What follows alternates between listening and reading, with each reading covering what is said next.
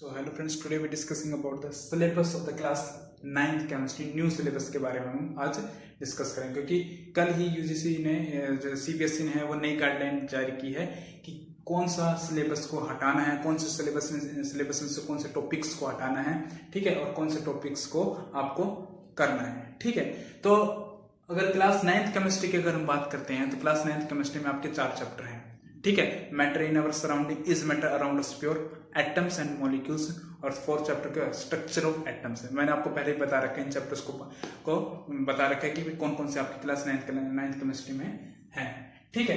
तो अब क्या आता है कि कौन कौन से जो टॉपिक्स हैं वो हटाए गए हैं, उनके बारे में आज हम डिस्कस कर लेते हैं। कौन कौन से टॉपिक, देखो फर्स्ट यूनिट कौन सी है, matter in our surrounding.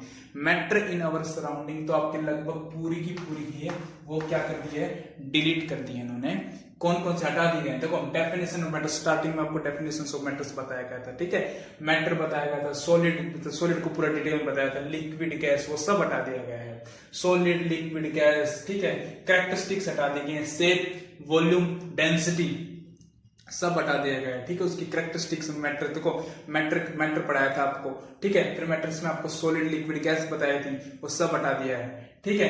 Characteristics है, शेप, वॉल्यूम, डेंसिटी वो भी हटा दी गई है, ठीक है। Change of states, conversion of states जो बताया था आपको वो भी हटा गया है। सॉलिड से लिक्विड में कैसे चेंज करते, लिक्विड से गैस में, सॉलिड से गैस में जो चेंज करते वो सब हटा दिया गया है, ठीक है। फिर उसके बाद क्या आता है, चेंज ऑफ स्टेट्स के बाद मेल्टिंग पॉइंट, बॉइलिंग पॉइंट्स क्या होते हैं, absorption of heat, latent heat of fusion, latent heat of vaporisation, वो सब हटा दिया गया है। फ्रीजिंग हटा दिया गया है। इवापोरेशन जो स्टेट्स पढ़ाई थी आपको, इवापोरेशन क्या होते हैं वो भी हटा दिया गया है इन्होंने। कूलिंग बाय इवापोरेशन है, कंडेंसेशन प्रोसेस है वो भी हटा दिया गया है, ठीक है। सब्लिमेशन प्रोसेस है, जो सॉलिड से लिक्विड में कैसे चेंज होता है वो भी इन्होंने क्या कर दिया है, हटा दिया है, ठीक है। तो उन्होंने सारा पोर्शन है वो सब कुछ हटा दिया है। कम से कम पहले फर्स्ट यूनिट में जो आपकी फिजिकल क्लासिफिकेशन है, 9th क्लास की जो फर्स्ट यूनिट है मैटर इन अवर सराउंडिंग, जो फिजिकल क्लासिफिकेशन जो मैं बताता हूँ, जिसमें आपका सॉलिड लिक्विड गैस, ठीक है, characteristics, shape, volume, density, change of the states, ठीक है, melting point, absorption of the heat, freezing, evaporation, cooling bye evaporation, condensation, sublimation, वो सब आपका डिलीट कर दिया है। फर्स्ट यूनिट आपको नहीं पढ़नी है, फर्स्ट यूनिट जो आपको करवाई गई है वो आपको नहीं पढ़नी है। कल ही गाइडलाइन आई है, गाइडलाइन में ये बताया गया कि फर्स्ट यूनिट को आपको हटा दिया गया है, वो नहीं पढ़नी है आपको। जो ये पोर्शन है ये डिलीट पोर्शन है आपका, ठीक है। फिर बात करते हैं आपकी second unit, is matter around us pure. ये आपको पूरा का पूरा पढ़ना है, कंप्लीट पढ़ना है, जो कि आपको पढ़ाया गया है। जितने भी मेरी YouTube पर वीडियो है उसमें कंप्लीट आपका चैप्टर नंबर 2 है वो कंप्लीट करवाया गया है, वो आपको कंप्लीट पढ़ना है, ठीक है। थर्ड है जो एटम एंड मॉलिक्यूल्स है, इस टाइम पे एटम एंड मॉलिक्यूल चल रहा है, वो भी आपको कंप्लीट पढ़ना है। जो मैं आपको पढ़ाऊंगा वो आपको कंप्लीट करना है, ठीक है। उसमें कोई चेंज नहीं किया गया है, ठीक है। फोर्थ यूनिट है स्ट्रक्चर ऑफ एटम, वो भी आपको कंप्लीट पढ़ना है, उसमें कोई चेंज नहीं किया। चेंज क्या किया है आपकी क्लास 9th की केमिस्ट्री में, फर्स्ट यूनिट को है वो पूरा क्या कर दिया है, डिलीट कर दिया है उन्होंने, ठीक है। वो पूरा का पूरा आपको डिलीट करना है। टोटल आपको 3 यूनिट पढ़नी है, सेकंड, थर्ड और फोर्थ, ठीक है। सेकंड में क्या है, is matter around us pure के बारे में, जो कि आपको कम से कम 14 से 15 वीडियो है is matter around us pure की, ठीक है। वो सारी की सारी आपको पढ़नी है, वो सभी आपको करना है, ठीक है। एटम एंड मॉलिक्यूल से अभी तक 2 वीडियो है, ये एटम एंड मॉलिक्यूल्स हैं, और अभी स्टार्ट किया है, 2 दिन हुए हैं, 2 वीडियो आ चुकी है उसकी, वो आपको कंप्लीट करने हैं। जब हम स्ट्रक्चर ऑफ एटम का पढ़ेंगे, उस स्ट्रक्चर ऑफ एटम भी आपको कंप्लीट करना है। करना क्या नहीं है, वो फर्स्ट यूनिट जो आपको करवाई गई है वो फर्स्ट यूनिट आपको नहीं पढ़नी है, गाइडलाइन के जो गवर्नमेंट ने जो गाइडलाइन निकाली है उसके थ्रू। अब मैं आपको बता दूं कि बोर्ड लेवल के एग्जाम्स के लिए जो 9th क्लास के में जो एग्जाम होंगे, जो एनुअल एग्जाम होंगे, उसमें आपकी फर्स्ट यूनिट नहीं आएगी, उसमें आपकी सेकंड, थर्ड और फोर्थ यूनिट ही आएगी, ठीक है, गाइडलाइन के थ्रू। लेकिन अगर मैं किसकी बात करूं, अगर मैं एनटीएससी एग्जाम की बात करूं, किसकी बात करूं, एनटीएससी एग्जाम की बात करूं, तो एनटीएससी एग्जाम के लिए अभी भी कोई भी ऑफिशियल नोटिफिकेशन, कोई इंफॉर्मेशन नहीं आई है।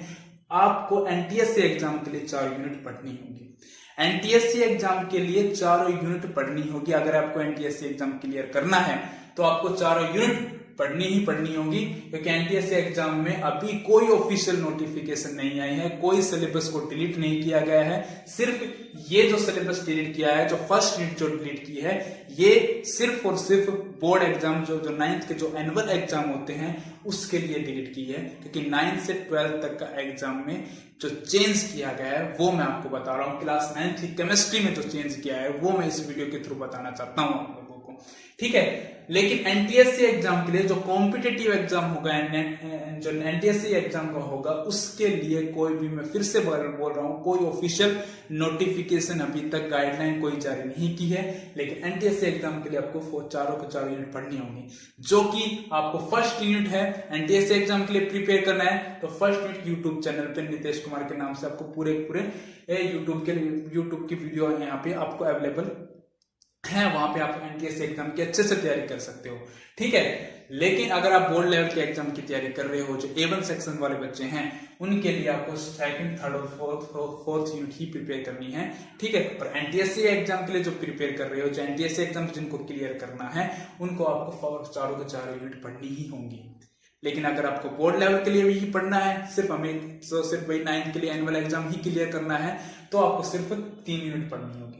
लेकिन आपको अगर चाहिए कि भाई मुझे एनटीएससी एग्जाम भी क्लियर करना है, तो आपको 4 यूनिट पढ़नी होगी। फिर 10th में आपको 5 यूनिट आएंगे केमिस्ट्री की, वो 5 यूनिट और पढ़नी होगी, ठीक है। तो इसलिए आपके लिए अब काम है वो बहुत ही आसान कर दिया गया है। कम से कम मैं आपसे कहूं तो कम से कम 25 से 30% सिलेबस है वो आपको रिड्यूस किया गया है। 30% जो सिलेबस है वो आपको कम कर दिया गया है, ठीक है। इतना ही पोर्शन आपका फिजिक्स में चेंज हुआ है, इतना ही पोर्शन आपका बायोलॉजी में चेंज हुआ है, इतना ही पोर्शन आपका मैथ में भी चेंज हुआ है, इतना ही पोर्शन आपका एसएसटी में चेंज हुआ है, ठीक है। इतना ही पोर्शन आपका हिंदी, सभी में आपका चेंज किया है। सभी सिलेबस में 25 to 30% सिलेबस क्या कर दिया है, रिड्यूस किया है, चेंज किया है, ठीक है। तो अब आपके पास गोल्डन चांस है अपने मार्क्स को स्कोर करने के लिए, गोल्डन चांस है कि आप अच्छे मार्क्स स्कोर कर सको, क्योंकि आपके पास अभी फिजिकली कोई वर्क नहीं है, ठीक है। घर से स्कूल से घर आने जाने का कोई फिजिकली वर्क नहीं है, ठीक है। घर पे बैठे बैठे आप ऑनलाइन क्लासेस ले रहे हो, मेंटली आराम से स्ट्रॉन्ग हो, अच्छे से अपने टॉपिक्स को प्रिपेयर करो, घर बैठे आप नोट्स बनाओ, ठीक है। सिलेबस आपका कम कर दिया गया है, अच्छे से आप स्कोर कर सकते हो, ठीक है। रही बात आपकी एनटीएससी एग्जाम की, एनटीएससी एग्जाम भी क्योंकि गाइडलाइन भी अब आई है, ठीक है, गाइडलाइन भी है अब आई, जब हम पहले फर्स्ट और सेकंड चैप्टर कंप्लीट कर चुके हैं, थर्ड चैप्टर पे है एटम एंड मॉलिक्यूल्स पे, मैं फर्स्ट चैप्टर आपका कंप्लीट पढ़ा चुका हूं, ठीक है। तो फर्स्ट चैप्टर तो एनटीएससी एग्जाम के प्रिपरेशन के लिए आपको फर्स्ट यूनिट के लिए सारी की सारी वीडियो यहाँ पे अवेलेबल है, ठीक है। सेकंड तो आपको कंप्लीट करना ही है, सेकंड के लिए भी एप्लीकेबल है, ठीक है। तो आपको क्या नहीं करना है, फर्स्ट यूनिट है वो आपको नहीं करनी है, बाकी 3 यूनिट आपको प्रिपेयर करनी है बोर्ड एग्जाम के लिए। लेकिन एनटीएससी एग्जाम के लिए अगर आपको एनटीएससी एग्जाम क्लियर करना है, उसके लिए आपको तो सारी यूनिट पढ़नी पड़ेगी, ठीक है।